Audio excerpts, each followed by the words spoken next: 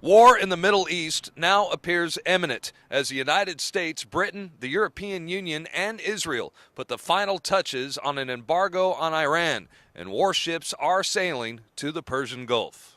Last Friday, the U.S. and Israel announced that they will have a massive exercise in the Persian Gulf. It will include thousands of U.S. and Israeli soldiers and will test multiple air defense systems against incoming missiles and rockets. Meanwhile, Iran will also be conducting war games in the Persian Gulf and have already launched a military maneuver near its border with Afghanistan. Now, there's a lot of war games going on in the Persian Gulf. The United States, Israel are participating in a massive war game. Iran at the same time. Could that be a recipe for disaster? I think there's a lot of war games that go on all the time of different sizes. I don't know if this is much different. I don't know if disaster is the word, but I think you're not in a good situation right now. Should we intervene for Israel? Don't you think Israel has a capability of protecting themselves? I definitely think there's a case to defend Israel for what it is. Might not be the strongest case, but should we invade Iran for Israel? No, I think that's a weaker case. I feel like Israel can take care of themselves, but it doesn't hurt to have somebody backing you up. Well, it's not about weapons of mass destruction or nuclear bomb. It's all about natural gas and oil. Iraq have the oil and Iran have the natural gas, and that's what America wants, and we all know that.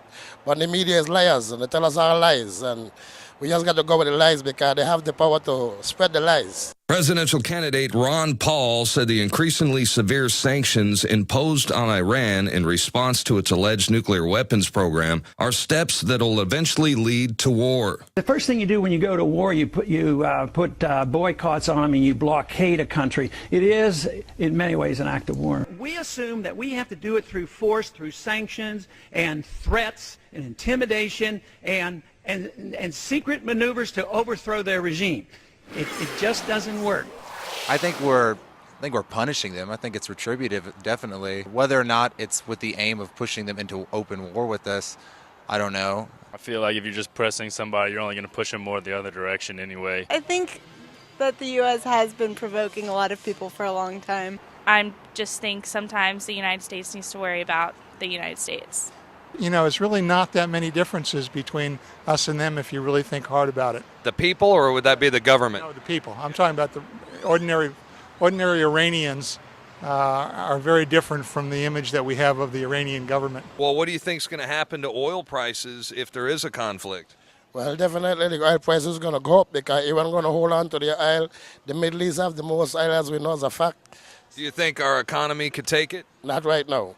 The economy is falling, the dollar is dying, everything is, going deteriorating, and there's no solution right now. I mean, I feel like any major conflicts in the world right now are going to keep impacting the declining economy. Are you concerned that something bad's going to happen out there? Not I am. We all should be concerned. The whole world should be concerned because it's not about us, it's about the whole world. Now, President Obama is prepared to use military force to prevent Iran from acquiring a nuclear weapon, and that's if sanctions and so-called diplomacy fail. I'm Darren McBreen for InfoWars Nightly News.